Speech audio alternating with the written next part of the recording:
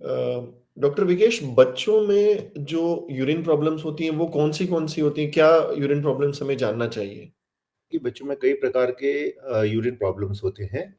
अगर बर्थ से देखा जाए तो कभी-कभी बच्चे को जो है पेशाब का जो उसका छेद होता है वो पूरी तरह से खुलता नहीं है, जो फोरस्किन बोलते हैं वो खुलती नहीं है, इसको फाइमोसिस बोलते हैं। या कभी-कभी पेशाब का छेद अपनी जगह पे नहीं होता, निचली सतह पे होता है, इसको हाइपोस्पेडियास बोलते हैं। तो जैसे बच्चे बड़े होते हैं तो कभी-कभी उनको जननांग में स्वेलिंग आने लगती है, जिसको हर्निया या हाइड्रोसील बोलते हैं। और आगे जाके अगर बच्चे को कभी-कभी बार-बार यूरिन में इन्फेक्शन होना, जलन होना, बर्निंग होना और फ़ीवर आना या अल्ट्रासाउंड आप करते हो तो कई बार गुर्दे में सूजन आना, जिसको हाइड्रोनेफ्रोसिस बोलते हैं, या रिफ्लक्स की प्रॉब्लम डेवलप होना, ऐसे कई प्रकार की बच्चों में पेशाब संबंधित समस्याएँ देखी जाती हैं। जी। और डॉक्टर विकेश, जैसे आपने कहा कि बच्चों के गुर्दे में सूजन होती है, जो किडनी में सूजन होती है, वो क्यों होती है और इसका इलाज क्या होता है? किडनी में सूजन 2 प्रकार से पकड़ी जा सकती है। एक तो आजकल न्यूअर टेक्नोलॉजी से अल्ट्रासाउंड बहुत अच्छा हो गया है प्रेगनेंसी के समय। तो प्रेगनेंसी के समय जब गर्भस्थ शिशु रहता है, उस समय माँ की जब सोनोग्राफी होती है, इसको टारगेट अल्ट्रासाउंड बोलते हैं, लेवल 3 अल्ट्रासाउंड स्कैन बोलते हैं। तो कई बार ये देखने में आया है कि बच्चे की किडनी में हल्की फूलन देखने में आती है। तो ज़्यादातर माँ-बाप इसको देख के बहुत घबरा जाते हैं और ऐसा भी ख़्याल उनके मन में आता है या कुछ डॉक्टर्स उनको सजेस्ट कर देते हैं, जनरल डॉक्टर्स, कि इसमें अबॉर्शन करा लेना चाहिए। घबराना नहीं चाहिए, इसके कई कारण हो सकते हैं। ज़्यादातर 80-90% केसेज़ में ये बिनाइन होता है, मतलब इसमें ऐसे कोई सर्जिकल प्रॉब्लम नहीं होती और बच्चे को आगे कोई बड़ी परेशानी नहीं होने वाली होती है। बट कभी-कभी 10, 15, 20% केसेज़ में ऐसा देखने में आया है कि कुछ ब्लॉक होता है यूरिन ट्रैक्ट में या फिर यूरिन में रिफ्लक्स होता है, जिसका ट्रीटमेंट लग सकता है। बट ट्रीटमेंट पूरी तरह से संभव होता है और ऐसे बच्चे आगे भविष्य में पूरा नॉर्मल जीवन यापन कर सकते हैं। दूसरा ग्रुप होता है जिसमें बच्चे को कुछ तकलीफ होती है, जैसे यूरिन इन्फेक्शन हुआ या पेट में दर्द हुआ या कभी पेट में कुछ ऐसा लम्प जैसा गोला महसूस हुआ मदर मदर को, तो वो हमारे पास आते हैं। उस समय हम अल्ट्रासाउंड करते हैं तो हमको किडनी में स्वेलिंग दिखाई देती है। ऐसी स्थिति में एक बहुत कॉमन कंडीशन जो बच्चों में देखने में आती है वो होती है पीयूजे ऑब्स्ट्रक्शन। सो पीयूजे ऑब्स्ट्रक्शन एक कंजेनाइटल डिफेक्ट है, जिसमें जो किडनी का और पेशाब की नली जैसे यूरेटर का जॉइंट होता है वो सकरा होता है और इसको सर्जरी के माध्यम से करेक्ट किया जाता है। जी, आपने जो बताया उसमें एक एक क्वेश्चन और आता है, काफ़ी माता-पिताओं का ये रहता है कि सर मेरे बच्चे को बार-बार यूरिन में इन्फेक्शन होता है। तो हुँ। उन बच्चों में जो बार-बार यूरिन इन्फेक्शन होता है तो इसका क्या कारण होता है? बच्चों में बार-बार यूरिन का इन्फेक्शन होना एक बहुत ही कॉमन प्रॉब्लम है। लगभग 4 टू 5% बच्चे अपनी लाइफ में कभी ना कभी यूरिन इन्फेक्शन से ग्रस्त होते हैं। ज़्यादातर ये नॉन सर्जिकल प्रॉब्लम होती है और मेरा जो अनुभव कहता है और जो विज्ञान कहता है, ज़्यादातर ये बच्चे इनका डाइटरी हैबिट्स अच्छा नहीं होता है और जैसे जंक फूड ईटिंग बहुत ज़्यादा होता है, high amount of sugar loaded diet या फिर कॉन्स्टिपेटिंग डाइट लेते हैं ये बच्चे, जैसे ब्रेड्स वगैरह ज़्यादा खाते हैं, मैदे का सेवन ज़्यादा कर रहे होते हैं या पैक्ड फूड होता है जिसमें lot of salt is there और मोनोसोडियम ग्लूटामेट इज़ देयर। तो ये इससे यूरिन थिक हो जाती है, क्रिस्टल्स बनते हैं, जो एक बहुत बड़ा कारण होते हैं यूरिन में बर्निंग का और इन्फेक्शन का। और ऐसे इस उम्र के जो बच्चे होते हैं, इनमें एक टेंडेंसी भी होती है कि वो यूरिन होल्ड करते हैं। तो वो एक नॉर्मल टेंडेंसी है बच्चों की। बहुत बार हम टॉयलेट ट्रेनिंग उनकी उतनी अच्छे से पेरेंट्स ध्यान नहीं दे पाते हैं या उनको जागरूकता नहीं होती टॉयलेट ट्रेनिंग कराने की, तो ये बच्चे यूरिन होल्ड करने लगते हैं, जिसके कारण उनको बार-बार इन्फेक्शन या यूरिन लीकेज का या फ्रीक्वेंसी का प्रॉब्लम डेवलप होता है। कभी-कभी ये सर्जिकल प्रॉब्लम्स के कारण भी होता है, जैसे वीयूआर वेसाइकुलर रिफ्लक्स होता है या फिर कुछ उनको जन्मजात किडनी के डिफेक्ट्स हैं, ब्लॉकेज है कहीं पर या वाल्व है, पोस्टीरियर वाल्व है यूरेथ्रा में।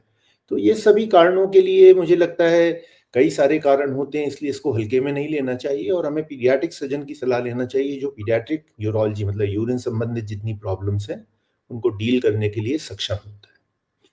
आई थिंक डॉक्टर विकेश ने हमारा अगला प्रश्न जो था उसका जवाब साथ में ही दे दिया कि सबसे ज़्यादा एक कंसर्निंग पेरेंट्स के लिए ये होता है कि हमें पता तो चल गया कि बच्चे को प्रॉब्लम है। अब कौन से डॉक्टर के पास जाएँ, ये भी एक इम्पोर्टेंट प्रश्न बनता है, क्योंकि अक्सर ये देखा गया है कि फिर वो अलग-अलग डॉक्टर्स के पास जाते हैं और वो परेशान हो जाते हैं कि भई मेरे बच्चे का शायद इलाज ठीक से नहीं हो पा रहा। तो जैसा डॉक्टर विकेश ने कहा कि हमें इन कंडीशंस के लिए एक पीडियाट्रिक सर्जन के पास जाना चाहिए और उनसे कंसल्ट करना चाहिए, ताकि वो जितनी भी कंडीशंस डॉक्टर विकेश ने बताई उसको इलाज करने में सक्षम रहें। अच्छा, अब इसमें एक और कंडीशन जो आपने कुछ समय पहले बताई कि कुछ बच्चों में लिंग के नीचे में पेशाब का छेद खुलता है। तो इन बच्चों में किस तरीके से हैंडल किया जाना चाहिए? प्रॉब्लम को हाइपोस्पेडियास कहते हैं, जिसमें कि पेशाब का छिद्र जो होता है वो लिंग की निचली सतह पे होता है। और अपने हिंदुस्तान में यह प्रॉब्लम ये बहुत कॉमन है। जैसे 150 से 200 बच्चे जो पैदा हो रहे हैं उनमें एक बच्चे को हाइपोस्पेडियास की प्रॉब्लम होती है। ये थोड़ा एक ऑड सिचुएशन भी होती है फैमिली के लिए कि बहुत बार ये छिद्र बहुत नीचे होता है, तो बच्चे खड़े होके यूरिन नहीं कर पाते हैं, बैठ के पेशाब करना पड़ता है। या पेशाब की धार बहुत पतली आती है और ऑड रहता है, और लिंग की लंबाई उतनी एडिक्वेट नहीं होती है, लिंग टेढ़ा रहता है। तो इसको थोड़ा गंभीरता से लेना चाहिए। ऑल्दो इसका तुरंत पैदा होते से घबराने की पेरेंट्स को ज़रूरत नहीं है, क्योंकि इसका सामान्यतः सर्जरी जो 9 महीने से 2 वर्ष के बीच में, इससे पहले बच्चा स्कूल जाए, और नॉर्मली हम लोग 1 ईयर के अराउंड ये सर्जरी करते हैं, और सर्जरी बहुत ही सक्सेसफुल होती है हाइपोस्पेडियास की आज की डेट में। बहुत एडवांसमेंट्स हो चुका है, जैसे मैग्निफिकेशन विधि से ऑपरेशन किया जाता है। अगर ये जो इसमें हाइपोस्पेडियास सर्जरी में इसको बोलते हैं हाइपोस्पेडियास सर्जन, तो ज़्यादातर पीडियाट्रिक सर्जन्स में आप देखोगे तो बहुत सारे हाइपोस्पेडियास सर्जन्स होते हैं। वो इस ऑपरेशन को करने में सक्षम होते हैं और इसका पूर्णतः इलाज संभव है। और आपने एक और बात अभी कही थी, मैं उसमें एक पॉइंट ऐड करना चाहूँगा कि जैसे बच्चे को यूरिन प्रॉब्लम होती तो सामान्यतः हम एकदम से पीडियाट्रिक सर्जन के पास नहीं दौड़ते, हम अपने पीडियाट्रिशियंस को दिखाते हैं, जो हमें करते रहना चाहिए, क्योंकि पीडियाट्रिशियन ही आपके सबसे अच्छे फैमिली डॉक्टर होते हैं बच्चों के, और वो फाइनली आपको पीडियाट्रिक सर्जन्स को रेफर करेंगे, क्योंकि उनको इस बात का भी ज्ञान होता है कि ज़्यादातर बच्चों की जो यूरोलॉजिकल प्रॉब्लम्स हैं वो पीडियाट्रिक सर्जन्स हैं ज़्यादा अच्छे से हैंडल करते हैं, अपेक्षाकृत दूसरे और कोई सर्जन हो। बच्चों को हैंडल करने का तरीका डिफरेंट होता है, उनका एनेस्थीसिया, उनकी सर्जरी, उनका टिश्यू बड़ा सेंसिटिव होता है, तो जेंटल हैंडलिंग लगती है, उनकी दूरबीन डिफरेंट होती हैं, उनकी सर्जिकल टेक्निक्स डिफरेंट होती हैं। तो इसलिए बेहतर रहेगा कि अपन पीडियाट्रिक सर्जन से अपनी समस्याओं का निराकरण कराएं। हाँ, फर्स्ट आप विजिट अपनी नेचुरली अपने पीडियाट्रिशियन से करेंगे, जो बिल्कुल वाइज है, और आपको करते रहना चाहिए। आई थिंक जो ये पॉइंट आपने रखा उसमें एक इम्पोर्टेंट पॉइंट माता-पिता जो देख रहे हैं या कोई आम आदमी जो इसको देख रहा है, वो ये समझना ज़रूरी है कि जैसे बड़ों में मेडिसिन के डॉक्टर अलग होते हैं और सर्जरी के डॉक्टर अलग होते हैं, वैसे ही बच्चों में अब मेडिसिन के डॉक्टर अलग होते हैं और सर्जरी के डॉक्टर अलग होते हैं, और दोनों साथ में मिलकर आपके बच्चे का इलाज करने में बेस्ट आउटपुट आता है।